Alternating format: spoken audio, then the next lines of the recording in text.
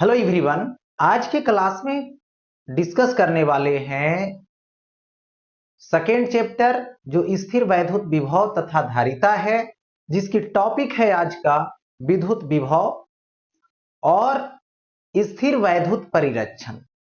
इन दोनों टॉपिकों को आज हमने डिस्कस करें और इस टॉपिक में आपने देखेंगे कि इससे रिलेटेड कौन कौन सी बातें आती है। तो सबसे पहले हाईलाइट कर देते हैं टॉपिक को कि क्या क्या बताने वाले, क्या क्या डिस्कस करने वाले।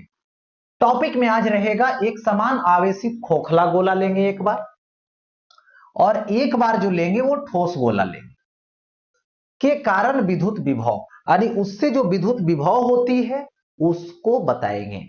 वो किस तरीके का होता है, किस बिंदु पर कितना होता है, इन सब चीजों को डिस्कस करेंगे। तीसरे टॉपिक में आने वाला है जिसका नेम है चालक स्थिर वैद्युतिकी।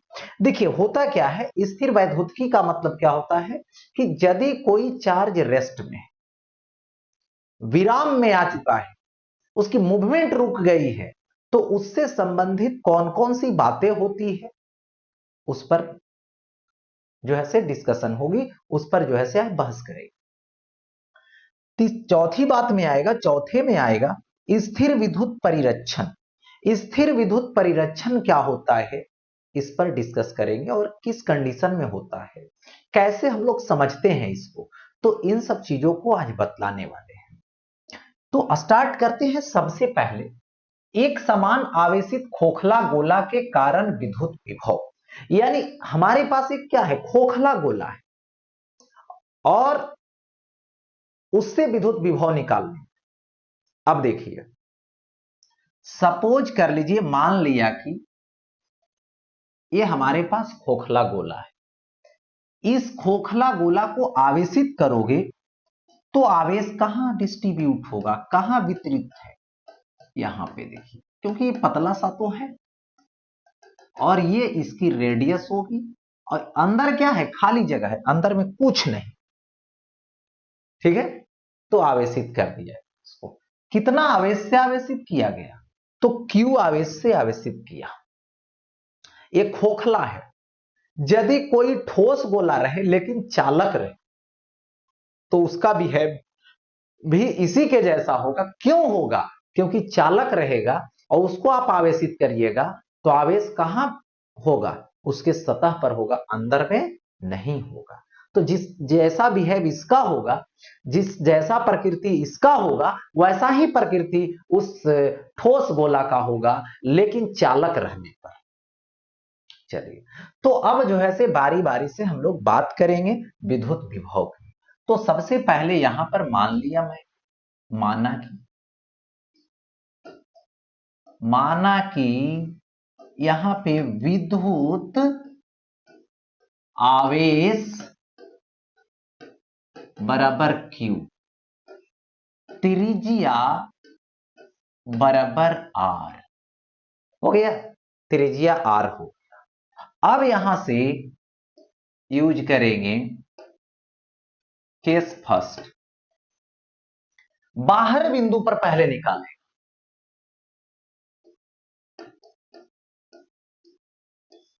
बाहरी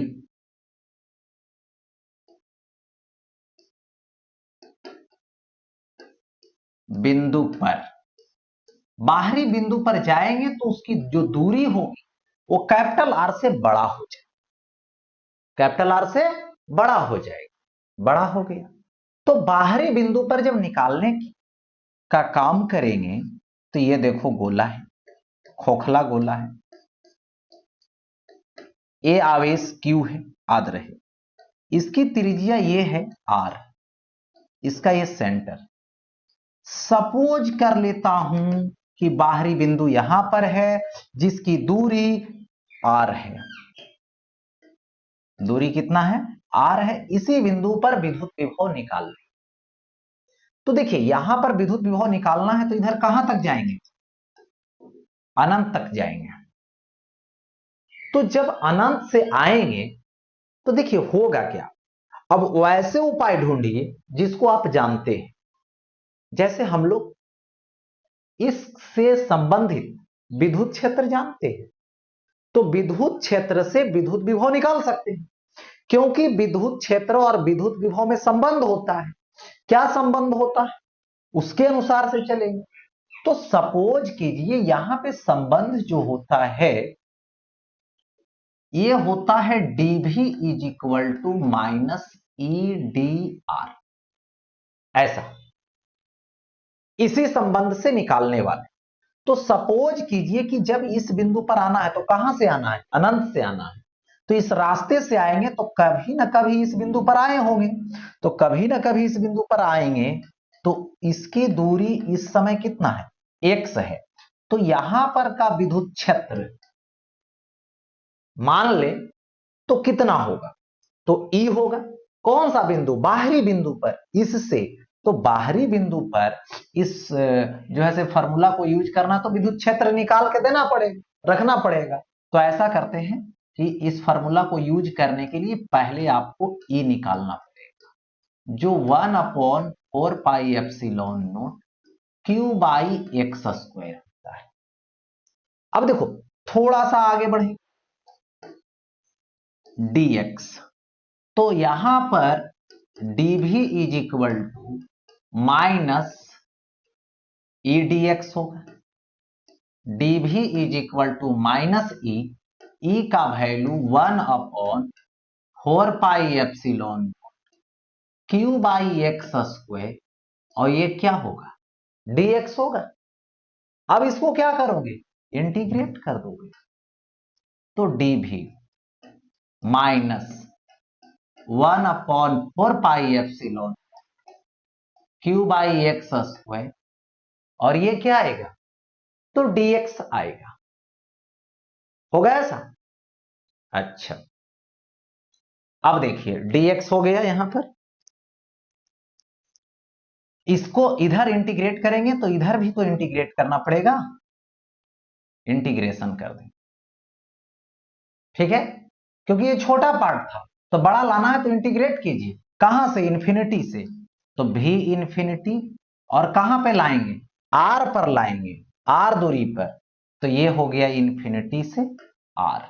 चलिए डीवी का भी होगा, भी इन्फिनिटी से भी आर ले, माइनस बाहर कर लीजिए। देखिए इंटीग्रेशन का रूल है, क्योंकि छोटा पार्ट है इसलिए इंटीग्रेट किया मैंने, और रूल है यहां पर कि जो भी छोटा पार्ट रहेगा तो इंटीग्रेट करोगे तो उसके लिए आपको लिमिट लगा देना पड़ेगा, और साथ ही साथ जो कांस्टेंट रहेगा उसको बाहर कर लेना पड़ेगा। तो 1/4πε0 क्यू बाहर, integration infinity to R, X पे पावर -2, और ये dx हो जाए। हो गया।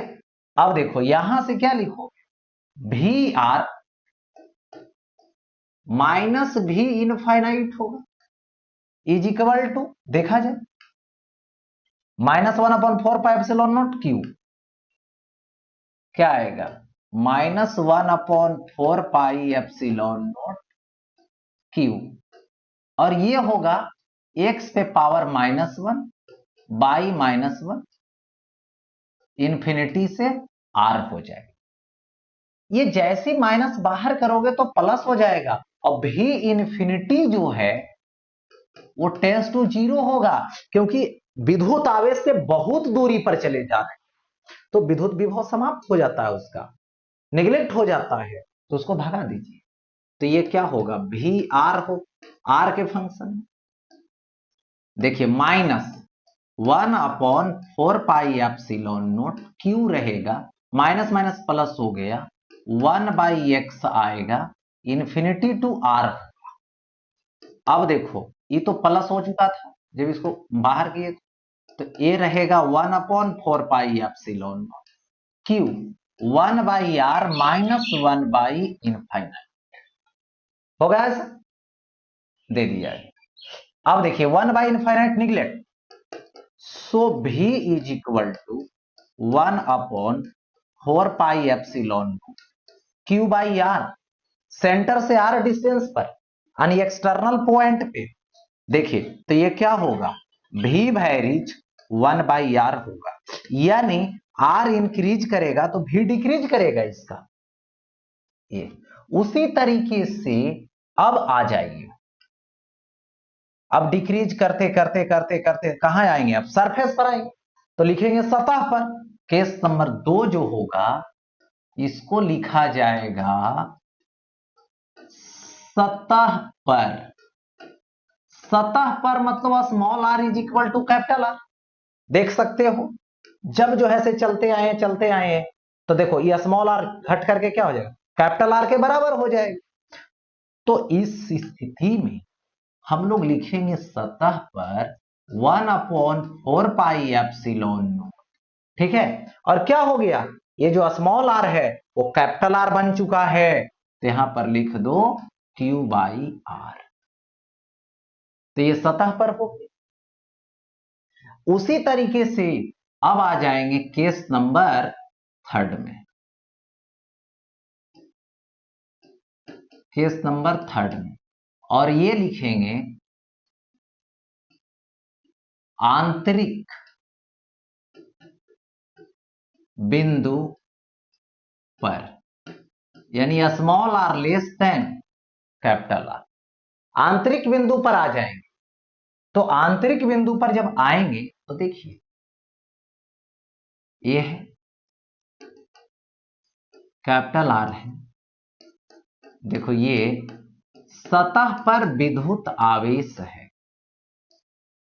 ठीक है, और अब हम लोग ये इंटरनल पॉइंट लिए स्मॉल, यहां पर निकालना है विद्युत। तो सबसे पहले ये बात कर लें कि अंदर बिंदु पर विद्युत क्षेत्र शून्य होता है। गॉस थ्योरम में बताए कि जैसे यहां पे आप गॉसियन सतह खींचिएगा, गॉसीय सतह खींचिएगा, तो इसके अंदर माने आर त्रिज्या वाले सतह, इसके अंदर कोई आवेश नहीं, और जब कोई आवेश नहीं रहेगा तो विद्युत क्या हो जाएगा, फ्लक्स जीरो हो जाएगा और विद्युत क्षेत्र जीरो हो जाएगा। विद्युत क्षेत्र जीरो हो गया क्योंकि आवेश जीरो है। तो इस स्थिति में फॉर्मूला जब लगाओगे, देखो delta V is equal to minus E in delta R हो, तो ई इन तो जीरो, यानी delta V is equal to direct zero कर दो। जैसे आपने जीरो किया तो डेल्टा V क्या होगा, फाइनल, फाइनल कहां है, अंदर, तो V इन माइनस इनिशियल कहां से चले हो, अंदर कहां से स्टार्ट होगा, इस सरफेस से, जस्ट सरफेस से, जस्ट सतह से। तो सतह से तो क्या लिखोगे, Vs is equal to zero, तो V इन माने अंदर बराबर V सरफेस, तो V in is equal to surface वाला तो 1/4πε0 Q/R होगा। यानी जो विद्युत विभव सतह पर होती है वही इस अंदर वाले बिंदु पर होता है, उसमें कोई चेंजिंग नहीं होता है, ये याद रखनी।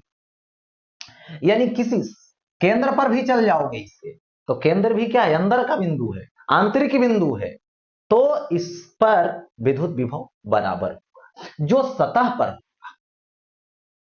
ठीक है, यानी एक केस कहां अप्लाई होगा, देखना है कि केवल सतह पर विद्युत आवेश है, अंदर कोई आवेश से आवेशित नहीं है, तो उस स्थिति में जो सतह पर विद्युत विभव होगा वही जो है से अंदर में विद्युत विभव होगा। एक बात, दूसरी बात, अंदर में विद्युत क्षेत्र शून्य, उस समय विद्युत क्षेत्र शून्य हो गया ऐसा। तो अब इसकी बात करें, चर्चा करें ग्राफ से संबंधित। ये वाई अक्ष पर विद्युत विभव लो और यहां पर एक्स अक्ष लो, एक्स अक्ष पर दूरी लेनी है। देखिए ये सेंटर रहेगा, केंद्र रहेगा, यहां पर क्या होगी, small R is equal to capital R, मतलब ये सतह की बात हो गई। किसकी बात हो गई, सतह की बात हो। अब देखो बात यहां पर ये है, ठीक है, देखिए यहां पर क्या होगा, अंदर का बिंदु तो केंद्र पर और सतह पर आपस में बराबर है, यानी सतह कहां पर है, यहां पर है, और केंद्र यहां पर है, तो केंद्र पर जितना होगा उतना ही सतह पर होगा, इसमें कोई परिवर्तन होने वाला बात नहीं है। केंद्र से लेके सतह तक एक ही है, आपस में बराबर है यानी कांस्टेंट है। ठीक है, जिसकी वैल्यू की बात होगी तो 1/4 pi epsilon naught Q by R हो गया। और जैसे आगे बढ़ेंगे तो डिक्रीज करना शुरू कर देगा,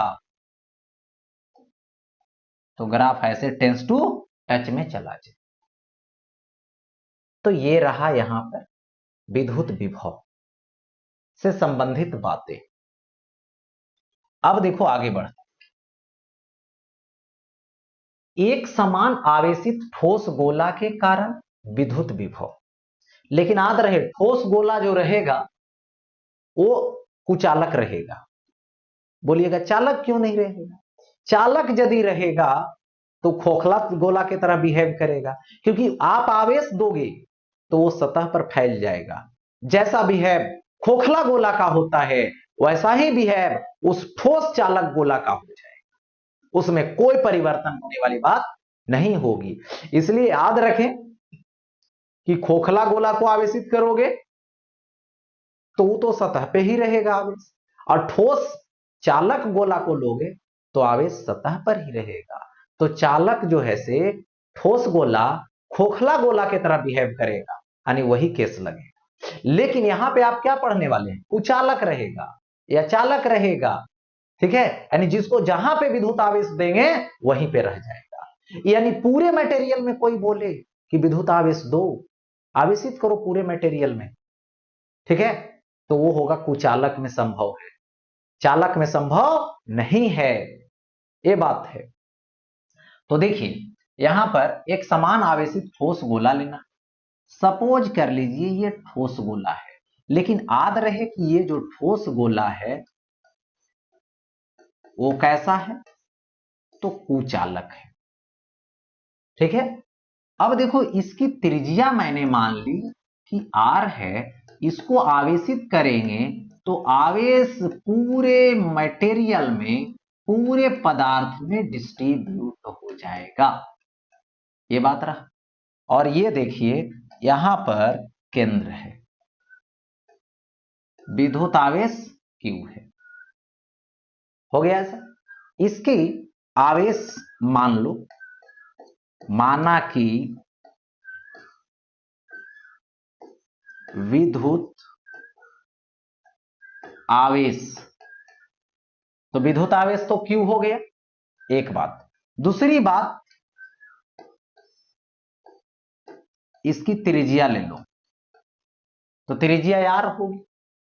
अब बात रहा कि अब देखिए दो गोला है आपके पास दूर में रखा हुआ, एक ठोस है एक हॉलो है, लेकिन यदि बाहर से उसको देखोगे तो दोनों में कोई अंतर नहीं समझ में आएगा, क्योंकि ठोस गोला भी है और हॉलो है, खोखला है, तो पैक ही है ना।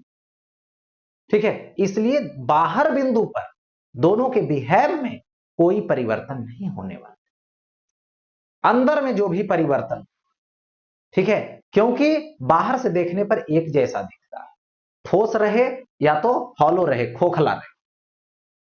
तो सबसे पहले हम बात करने वाले केस फर्स्ट, जिसको बोलेंगे बाहरी बिंदु पर,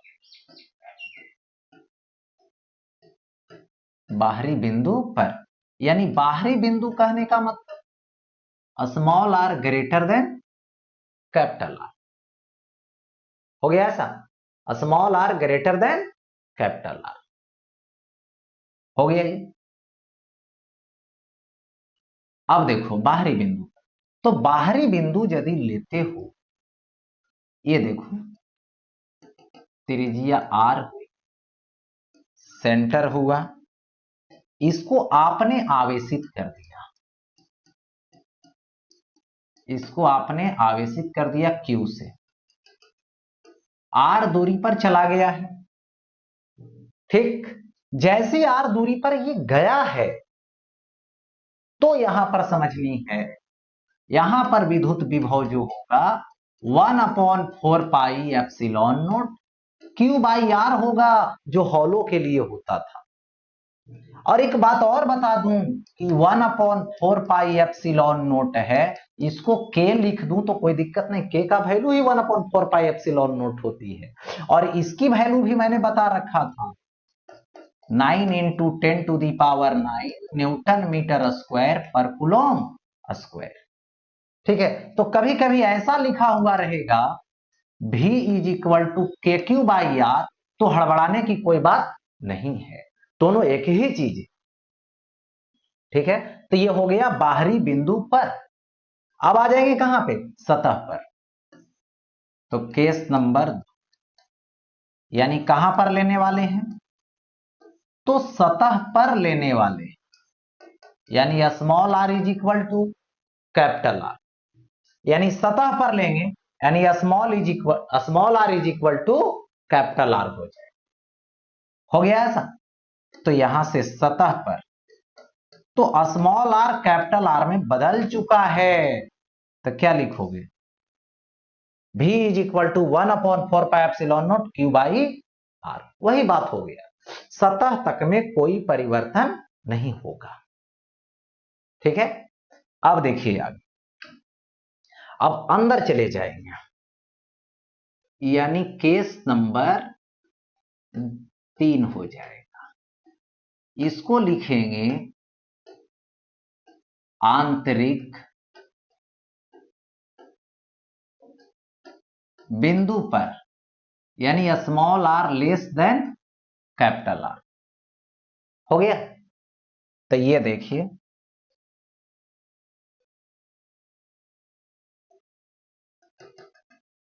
ये कैपिटल R है। अब इसको आपने आवेशित कर दिया,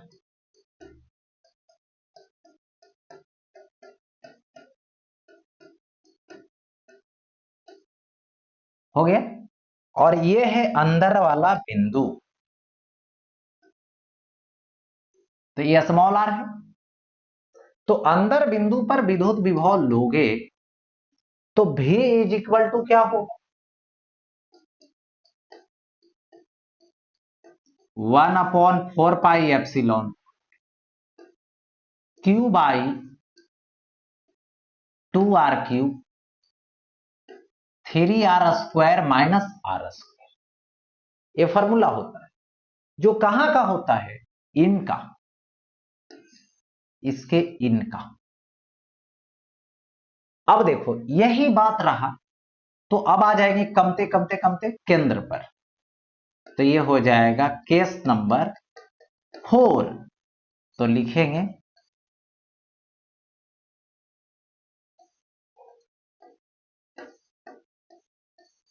केंद्र पर, यानी स्मॉल r = 0।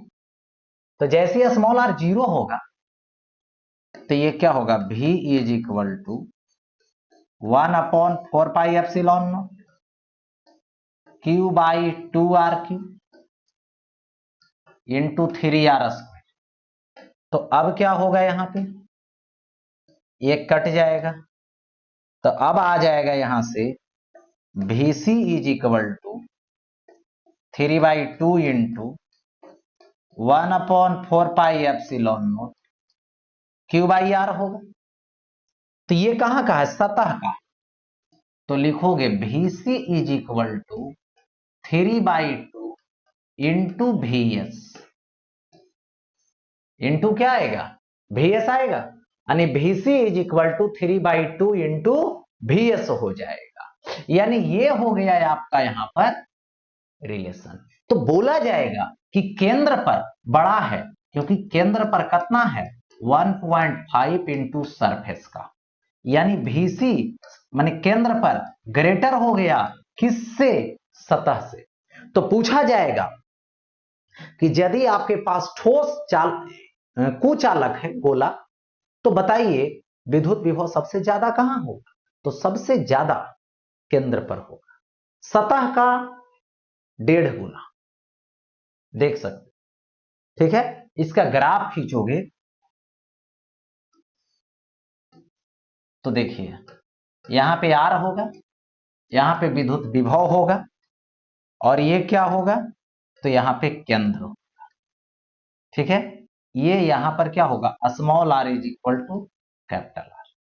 देखो सतह पर विद्युत विभव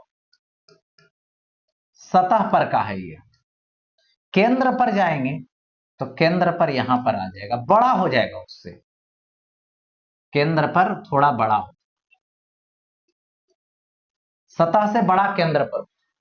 और जैसे केंद्र से दूरी बढ़ने लगेंगे तो विद्युत विभव क्या होने लगेगा, कम होने लगेगा। कम हो गया, ये डिक्रीज कर गया, और फिर जो है से और डिक्रीज कर, इनवर्सली प्रोपोर्शनल। तो ये इसका ग्राफ, ठीक है।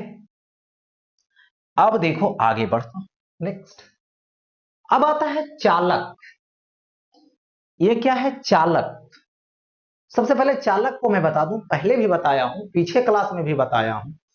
चालक का मतलब होता है कि जिसके पास स्वतंत्र इलेक्ट्रॉन नहीं हो, या तो जिससे विद्युत धारा प्रवाहित नहीं हो, उसे अचालक कहते हैं, ठीक है। और यदि वही चालक की बात आ रही है तो चालक का मतलब होता है कि जिसके पास स्वतंत्र इलेक्ट्रॉन हो या और साथ ही साथ इससे विद्युत धारा प्रवाहित, तो ये हो जाएगा चालक, यानी इसके पास स्वतंत्र इलेक्ट्रॉन है, ठीक है। और उसमें स्थिर वैद्युत की बताने वाले, यानी रेस्ट आवेश की चर्चा करने वाले कि रेस्ट आवेश जब होता है उसकी तो क्या क्या फिनोमेना होती है, क्या क्या प्रोसेस होती है, क्या क्या घटने वाली घटना होती है, इसी पर डिस्कस करने वाले। देखिए तो सबसे पहले चालक के भीतर स्थिर वैद्युत क्षेत्र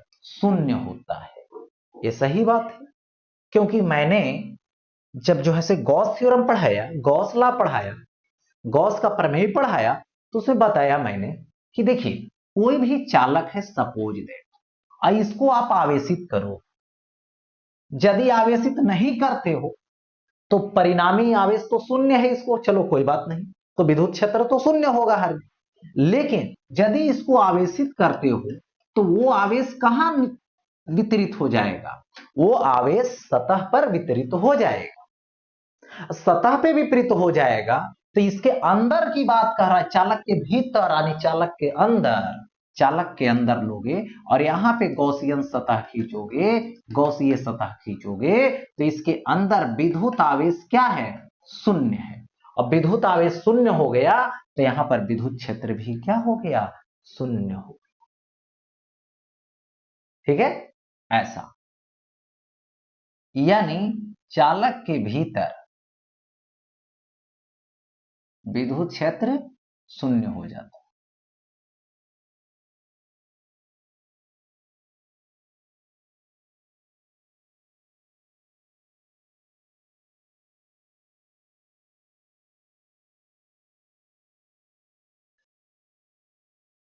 देखो तो ये बातें हो गई।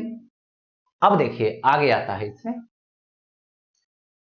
आवेशित चालक के पृष्ठ पर, पृष्ठ के प्रत्येक बिंदु पर स्थिर विद्युत क्षेत्र अभिलंबत होना चाहिए, यानी स्टैटिक है, यानी स्थिर है तो लंबत होगा ही, ठीक है। जैसे ये देखो मान लिया जाए ये जो है से आवेश उत्पन्न हो गया, ठीक है, तो यहां पर लंबत होगा।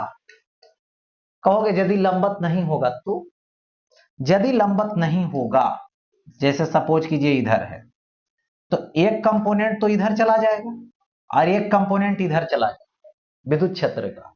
तो यदि जो है से इलेक्ट्रॉन यहां पर है सपोज दैट, तो ई वाला तो बाहर निकालना चाहता है, जो मटेरियल इसको निकलने नहीं दे रहा है, बराबर बल लगा के बैलेंस कर रहा है लंबत वाले को। लेकिन इसको क्या कर रहा है, विद्युत क्षेत्र का कंपोनेंट इधर है तो इसको इधर ले जाएगा, तो इसको रुका हुआ रहने दिया, स्थिर रहने दिया, स्थिर नहीं रहने दिया, मैंने स्थैतिक का केस नहीं है। यदि स्थैतिक का केस नहीं है तो क्षेत्र लंबवत नहीं होगा, अलग कोण पर होगा और आवेश को रुका हुआ रहने नहीं देगा, मोशन करवाते रहेगा। लेकिन यहां पर क्या करनी है, स्थैतिक स्थिति ले, इसलिए हमेशा लंबत हो। अब देखो आगे बढ़ता हूं। तो ये हो गया। इसके बाद स्थैतिक स्थिति में किसी चालक के अभ्यंतर कोई अतिरिक्त आवेश नहीं हो सकता। ठीक है, यानी कोई भी बात करें यहां पे स्थैतिक स्थिति में है तो चालक के अंदर, अभ्यंतर माने अंदर, कोई अतिरिक्त आवेश नहीं हो सकता, क्योंकि चालक के अंदर विद्युत आवेश क्या होता है, शून्य होता है। उसको चालक को आवेश दे भी देंगे, आवेशित करेंगे तो कहां होगा, उसके सतह पर। ठीक है, क्या बोला जाता है कि ये चालक है, इस चालक को आवेश आपने दिया इस जगह पे, तो अभी तो आवेश है अंदर, लेकिन रुका हुआ नहीं रहेगा। अभी इधर से इलेक्ट्रॉन जाके उसको बैलेंस करेगा। कुछ देर के बाद ये आवेश इसके सतह पर वितरित हो जाए। जब वितरित होगा तभी आवेश रेस्ट में माना जाए। जब तक यहां पर है तब तक जो है से मूवमेंट है उसको उदासीन करने का, कि अंदर उदासीन होगा, सतह पर वितरित होगा। अब वितरित जब हो गया सतह पे, मतलब स्टैटिक सिचुएशन आ गई, स्थैतिक आ गया। तो जिस समय स्थैतिक नहीं था उस समय अंदर आवेश था, लेकिन जैसे ही स्थैतिक सिचुएशन आया तो आवेश सतह पर वितरित। अब देखो, चालक के समस्त आयतन में स्थिर वैद्युत विभव नियत रहता है तथा इसका मान इसके पृष्ठ पर भी समान भीतर के बराबर ही।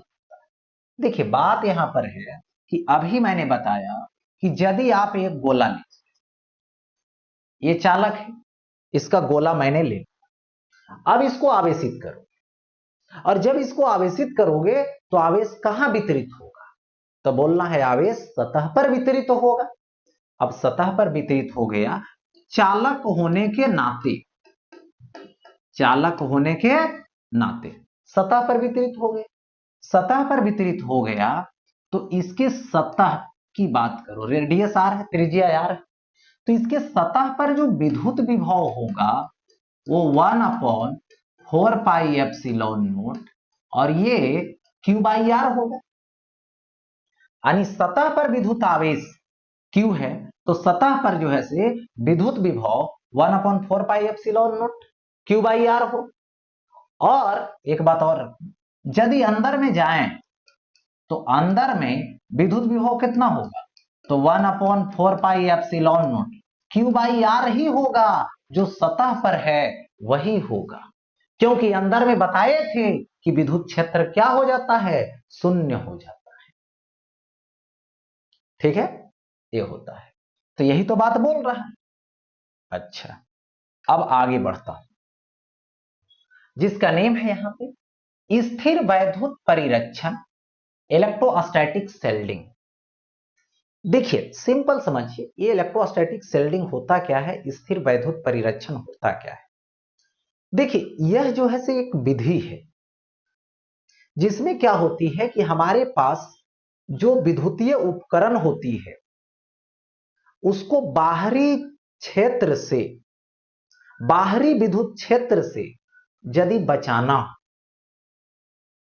ठीक है, यानी कहने का मतलब हुआ कि जो हमारे पास विद्युतीय उपकरण है और उस जो विद्युतीय उपकरण है उसको बाहरी विद्युत क्षेत्र में रखें तो काम नहीं करेगा या तो डैमेज हो जाएगा, तो उससे बचाने के लिए, बाहरी क्षेत्र से बचाने के लिए जो विधि होती है, जो मेथड होती है, जो मेथडोलॉजी होती है, उसी को परिरक्षण बोला जाता है, उसी को स्थिर वैद्युत परिरक्षण बोलते हैं।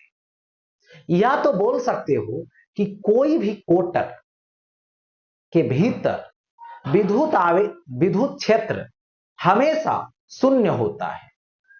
ठीक है, इसी को यहां पर बोलते हैं क्या चीज, स्थिर वैद्युत परिरक्षण बोलते हैं। ठीक है, यानी कहने का मतलब थोड़ा सा समझिए कि जैसे ये चालक है, ठीक है, और इसका ये कैविटी, कैविटी मतलब होता है खाली जगह, जिसको कोटर बोलते हैं, जिसको यहां पर कोटर बोला जाता है। देखो यही कोटर है, और इसके अंदर इसको आवेशित करो या तो आवेशित नहीं करो, इसके अंदर विद्युत क्षेत्र शून्य होता है, हमेशा विद्युत क्षेत्र शून्य होता है। ठीक है, यदि आप चाहते हो कि इसके अंदर कोई भी विद्युतीय उपकरण रख देंगे तो उसको बाहर से क्षेत्र से कोई मतलब नहीं है, क्योंकि वहां विद्युत क्षेत्र शून्य होगा। उसको विद्युत क्षेत्र से, बाहरी विद्युत क्षेत्र से बचाया जा सकता है इस विधि से, इसीलिए इसको स्थिर परिरक्षण कहते हैं।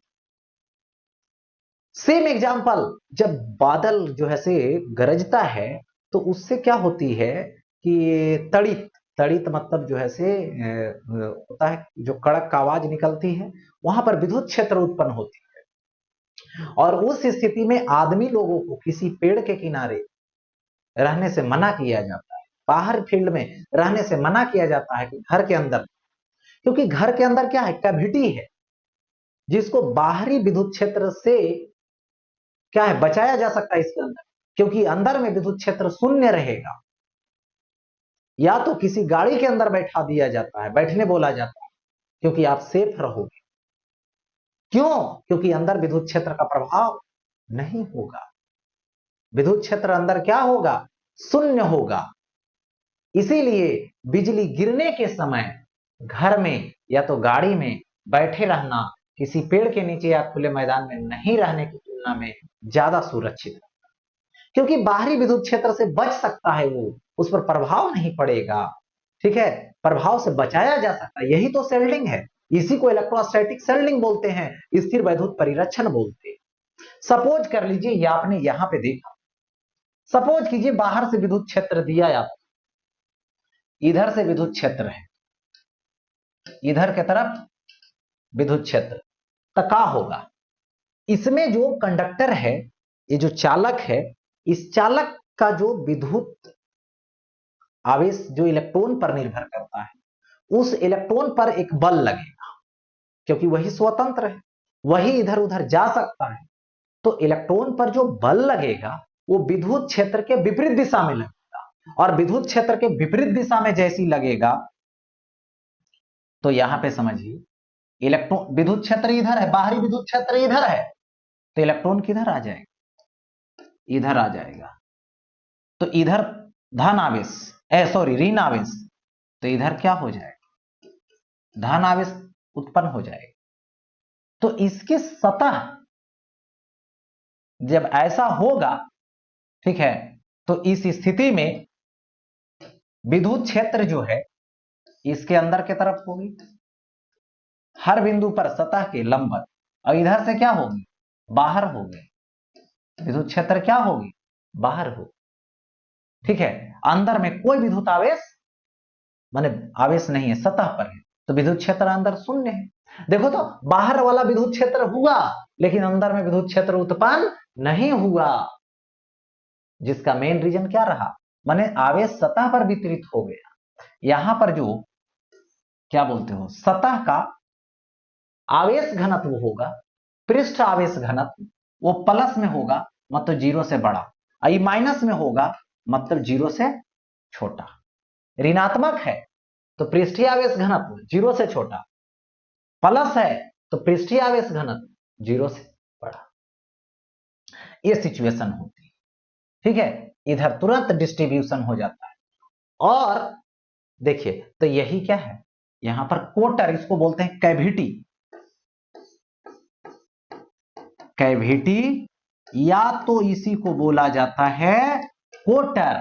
तो याद रखे, कोटर के भीतर, कोटर के अंदर विद्युत क्षेत्र हमेशा शून्य होता है, इसी को विद्युत परिरक्षण बोलते हैं। और इसके अंदर आप किसी चीज को भी लाके विद्युतीय उपकरण को रख दोगे, ठीक है, तो यहां पर विद्युत क्षेत्र का प्रभाव नहीं पड़ेगा, विद्युत क्षेत्र का प्रभाव से बचा जा सकता है, बचाया जा सकता है।